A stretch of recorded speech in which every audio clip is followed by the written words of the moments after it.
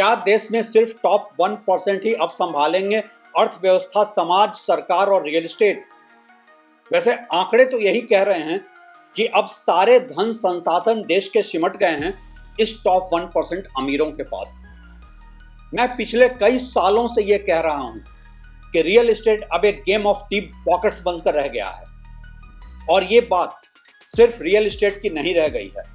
कौन सा ऐसा एसेट क्लास, कौन सा ऐसा जायदाद है जो अब आम आदमी की पहुंच में रह गया है?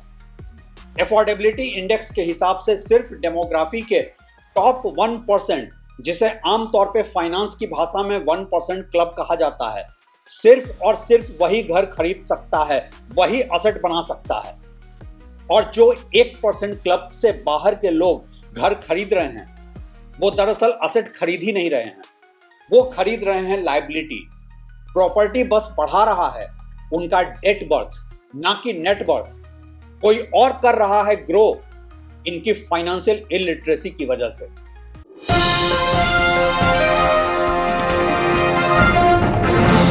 नमस्कार, आप देख रहे हैं ट्रैक टू रियलिटी और मेरा नाम है रवि सिन्हा।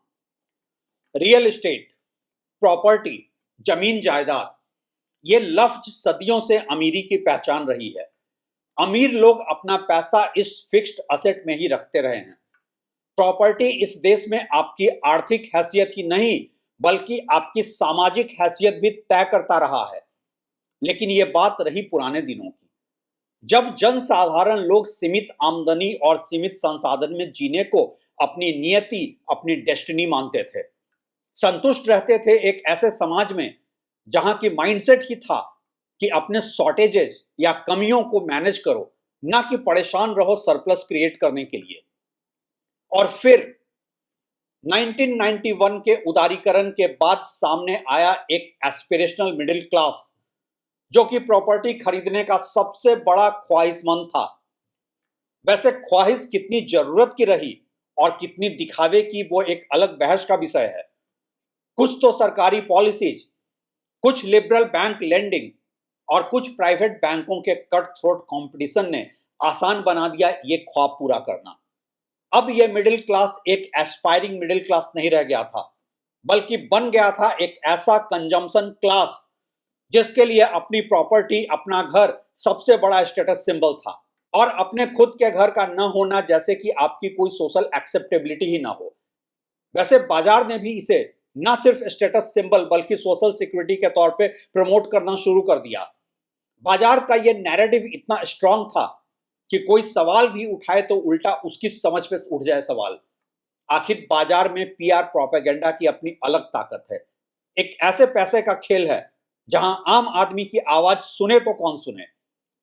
फिर आया 2005 के बाद का दौर, जिसने देखा इंडिया के प्रॉपर्टी मार्केट में एक नई ऊंचाई, क्योंकि अब रियल एस्टेट में एफडीआई, फॉरेन डायरेक्ट इन्वेस्टमेंट भी अलाउ कर दी गई थी। प्रॉपर्टी बिकने लगे अंधाधुंध और बढ़ने लगी इसकी कीमतें कुछ इस तेजी से जिसका न अर्थव्यवस्था से कोई वास्ता था, न ही मार्केट के डिमांड और सप्लाई के गणित से, और न ही बाजार के परचेज पावर से। और यहीं से शुरू हो गया रियल एस्टेट में एक कार्टेलाइजेशन का खुला खेल, क्योंकि अब डीप पॉकेट इन्वेस्टर्स उतर गए थे इस मुनाफाखोरी के खेल में। थोक के भाव से पूंजीपति और उनके लाइजनर उठाने लगे हाउसिंग स्टॉक एक अंडर राइटर के तौर पे, और प्रॉपर्टी की कीमतें बढ़ती ही चली गई। आखिर सारे ही कनेक्टेड पार्टीज का फायदा जो था, सरकार को मिलने लगे अंधाधुंध स्टैंप ड्यूटी और रजिस्ट्री के पैसे, बैंक कमाने लगे होम लोन से, प्रॉपर्टी ब्रोकर्स के फायदे अलग, और बिल्डर तो खैर बेतहाशा मुनाफाखोरी का सबसे बड़ा खिलाड़ी था ही। ऐसा भी नहीं है कि देश के मिडिल क्लास ने इसका फायदा नहीं उठाया।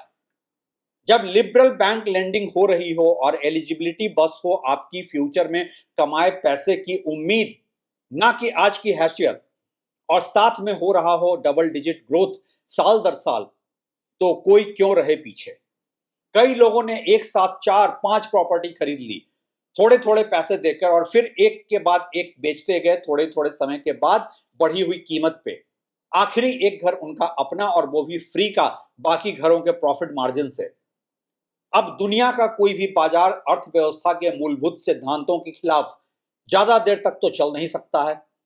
इसलिए यह खेल भी 2012-13 आते आते ध्वस्त होने लगा।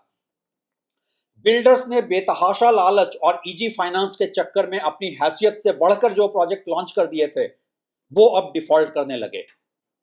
डूबने लगा पैसा रियल एस्टेट का। अब इस खेल में बड़े खिलाड़ियों के पास तो होल्डिंग कैपेसिटी थी, सो उन्हें कोई उतना ज्यादा फर्क पड़ा नहीं, लेकिन आम नौकरी पेशा मध्यम वर्ग जो इस खेल में कूद पड़ा था अपनी सैलरी स्लिप और बैंक लोन के भरोसे, उस पे गिरी सबसे बड़ी गाज। वो होने लगा रियल एस्टेट के इस ग्रिड ड्रिवन इकोनॉमी से बाहर, और रियल एस्टेट बनता चला गया सिर्फ और सिर्फ अमीरों के पैसे पार्क करने और मल्टीप्लाई करने की जगह। आखिर इतना सारा कैश और ब्लैक मनी कहीं और एग्जॉस्ट हो भी तो नहीं सकता था ना। आज रियल एस्टेट सिर्फ और सिर्फ अमीर लोगों के पैसा पार्क करने और मल्टीप्लाई करने की जगह बनकर रह गया है। और इसलिए एक तरफ जहां छोटे छोटे बिल्डर धंधे से एक एक कर बाहर हो रहे हैं, वहीं बड़े बिल्डर इस खेल को एक अलग ही लेवल पर ले जा रहे हैं, एक से बढ़कर एक लग्जरी प्रॉपर्टी लॉन्च करके। कोविड के बाद मैं ऐसे कई बिल्डर को जानता हूं जिन्होंने पिछले 5 साल पहले डिलीवर्ड प्रोजेक्ट के बाद आज एक भी प्रोजेक्ट लॉन्च नहीं किया है, या यूं कहें कर ही नहीं पाए हैं।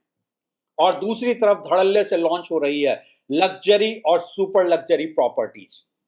अमीर लोग अब ड्राइव कर रहे हैं इंडिया का लग्जरी रियल एस्टेट। बर्नस्टाइन की एक रिसेंट रिपोर्ट में यह दावा किया गया है कि इंडिया के सबसे अमीर 1% लोग अपनी संपत्ति का 60% रियल एस्टेट और गोल्ड जैसे फिक्स्ड असेट में रखते हैं।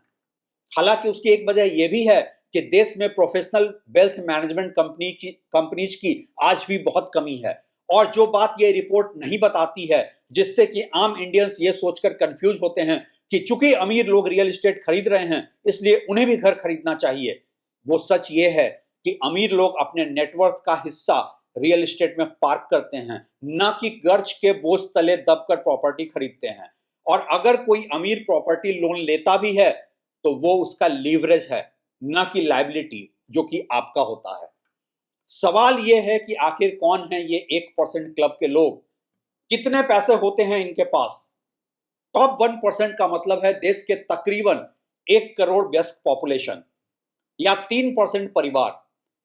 देश के लगभग कुल हाउसहोल्ड वेल्थ या घरेलू संपत्ति जो कि 19.6 ट्रिलियन डॉलर है, उसमें से 11.6 ट्रिलियन डॉलर तो टॉप 1% के ही पास है।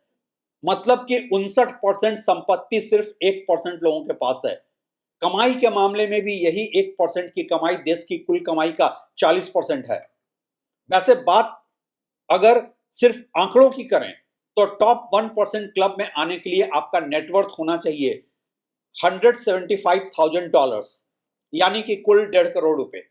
लेकिन सच्चाई यहां की कुछ और ही है, और ऐसी सारी ही स्टडीज ब्लैक मनी और इनहेरिटेंस के फैक्टर को कैलकुलेट नहीं कर पाती है। अब सवाल यह उठता है कि कौन है आज का मिडिल क्लास। आखिर प्रॉपर्टी की सबसे ज्यादा जरूरत तो इसी मिडिल क्लास को होनी चाहिए। वैसे तो इंडिया में मिडिल क्लास की कोई स्टैंडर्ड डिफिनीशन है ही नहीं, लेकिन अगर हम एक ग्लोबल बेंचमार्क को माने जो कहता है कि अगर आप किसी देश की पर कैपिटा इनकम के 75% से लेकर 200% तक कमा रहे हैं तो आप उस देश के मिडिल क्लास में हैं। अब IMF वर्ल्ड इकोनॉमिक आउटलुक के अनुसार इंडिया की पर कैपिटा इनकम है सालाना $2,878, जो कि लगभग 2.5 लाख रुपए के आसपास है। इस हिसाब से 1,88,000 से 5 लाख तक कमाने वाले को क्या हम मिडिल क्लास मान सकते हैं? नहीं, ये कहीं से भी मिडिल क्लास नहीं है। मिडिल क्लास को कंजम्पशन क्लास कहते हैं, और इस कमाई से ये सिर्फ सर्वाइवल क्लास हैं। मिडिल क्लास इंडिया में अब एग्जिस्ट ही नहीं करता है। यहां है बस अमीर और गरीब। एक वो गरीब जो एब्सोल्यूट पॉवर्टी में फ्री राशन पे जिंदा है, और दूसरा वो रिलेटिव पॉवर्टी का क्लास जो बस एक सर्वाइविंग क्लास है बिना किसी चैरिटी के। और इसलिए इसमें कोई शक ही नहीं है कि रियल एस्टेट अब सिर्फ अमीरों के पैसा पार्क करने की जगह है। क्या आप हैं इस टॉप 1% अमीरों के क्लब में? अगर हां तो बेशक खरीदें घर और जमा करें संपत्ति और जायदाद, और अगर आप उनमें से नहीं हैं तो अपने को कर्ज के बोझ तले दबाकर प्रॉपर्टी खरीदने की गलती ना ही करें तो बेहतर। वो रियल एस्टेट एजेंट्स जो आपको प्रॉपर्टी खरीदने की सलाह देते हैं वो अक्सर ही खुद किराए के घर पे रहते हैं। क्या आपने कभी ऐसा सोचा है कि वो बैंक जो आपको प्रॉपर्टी खरीदने के लिए लोन देते हैं, उनका खुद का ब्रांच और एटीएम क्यों किराए पे ही चलता है? एक बार सोचिएगा जरूर, बाकी फैसला आपका। मेरा काम है आपको सच से रूबरू कराना। मेरे साथ बने रहने के लिए शुक्रिया।